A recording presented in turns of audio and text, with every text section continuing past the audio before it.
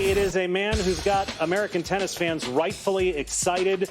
Grand Slam quarterfinal, check. Tour level title, check. Top 30 debut, check. Gun show, check. And he's still just a youngster, and we are very pleased to welcome Francis Big Foe Tiafoe back to TC Live, joining us on the move. Francis, where was it that was so important that you had to go that you are Skyping us from the car?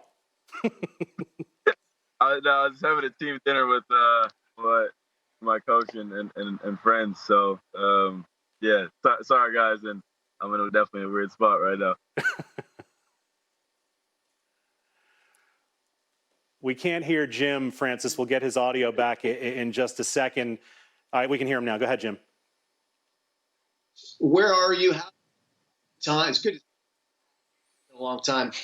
What's this been like for you during this pandemic? What have your days been like?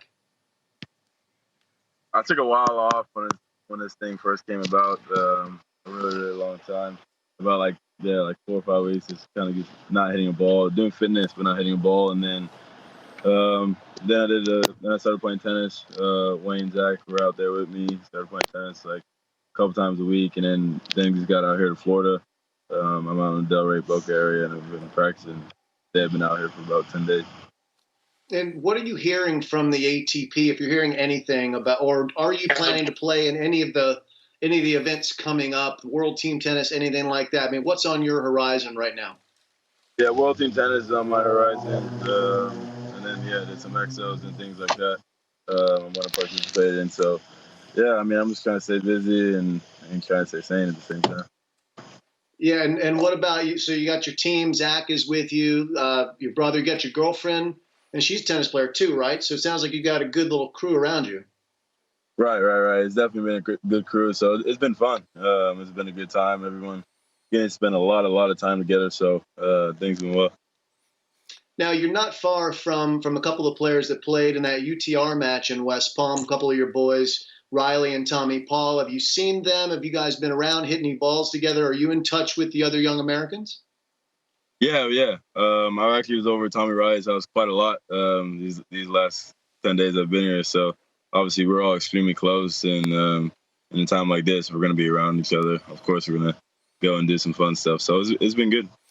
Hey, Francis. Yeah, we're obviously. Go ahead, Brett. No, I'm sorry, Jim. We've been covering the French Open from last year all throughout these 2 weeks since we don't have an actual French Open to show. And I was thinking of one of my favorite Big Foe Roland Garros memories was way back when you were still a junior. I think the year was 2014, and you got the call that a lot of young players really want to get at Roland Garros, and that was to practice. I think it was on court 5 right next to our office. You remember that day and what it was like as I think a 16-year-old practicing with Rafa there?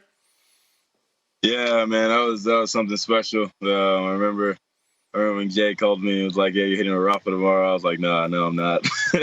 And that was really intense, especially at that time. I didn't know what it was to be intense in practice. I was pretty relaxed. So, I mean, that was just a warm up for his match, and I was extremely tired after that. So, I mean, he's extremely lucky.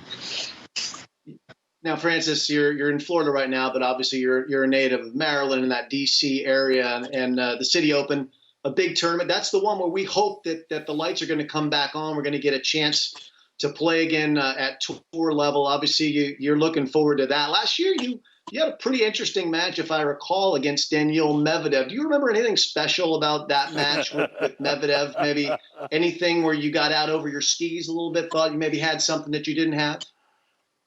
Yeah, that match was definitely interesting.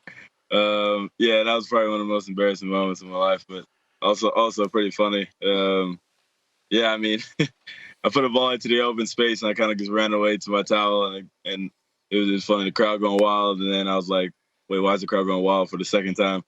But then I look over and seeing everybody tell me run for the ball, but obviously I had no play on it at that time, so that went viral like crazy, and I was not too happy about it, but it's all good. It is all good. We're joined by Francis Tiafoe, who joins us from Florida at a red light. He has put the dome light of his car on to better illuminate himself.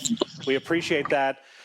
Francis, You did a really fun Instagram live chat the other day with Naomi Osaka, and you covered a lot of ground. But there was one topic in particular, and I can tell by your face that you know where I'm going with this, that you covered that got a lot of interest from the public. It had to do with your good friend, Taylor Fritz. Take a listen. Play the tape. What is the meanest thing you've ever done? Probably rain delay in Rome. And I pantsed Taylor Fritz, and he was he was wearing those compression shorts, those shorts that are 2-in-1s with the underwear, so with spandex. That I was quite a scene for Verdasco's wife. That was right behind him. So What the heck is going on in the ATP?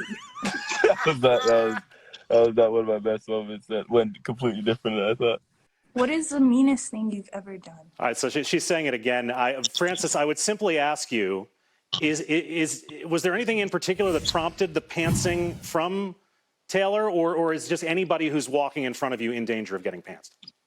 I mean, honestly, he just happened to be there. I remember I was just annoyed about the rain delay in Rome, and then he just happened to be there, and I was looking at his physio, and I was like, this would be classic, because obviously it was a packed room, everyone was eating, and then I didn't realize he had a 2-in-1, so obviously pulled down, and bare ass Verdasco's wife looking at it, and Verdasco's wife dies laughing at me every time she sees me. She's like, I can't look at you the same anymore, or Taylor. So that's the best thing ever. I'm sure you've seen this, Foe. Apparently Taylor is plotting revenge. Are you nervous? Yeah, no, he's been talking about it for a while. I think he's gonna wait for a good time. He's gonna get me. I've already accepted it.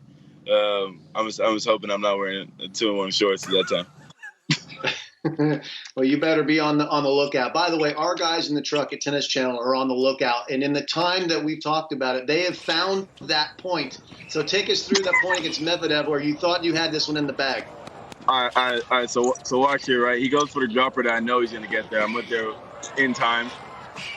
Angle, there's no way he's getting that. The point's done. I put a ball into the open space. It's done. He skirts. It's done. And I'm like he's hitting this angle. I know he's going angle. I'm like, all right, I'm cutting it off. Point's done. And it What's keeps this move here? What is that? What's that move? What's the finger point? I was pointing to the towel at that point because I was like, it's over. What? Yep. Tom Barnes is laughing his head off at you in the corner of the court there. Oh, man, what a sight, what a sight. Hey, Foe, by the way, it was nice to see that you also did the Instagram Live with Osaka in the car. You're just always on the move, and we're very glad to have been able to pin you down for a couple minutes to have a chat. Buddy, stay safe, and we look forward to seeing you back on court real soon. You guys as well. You guys take care, all right?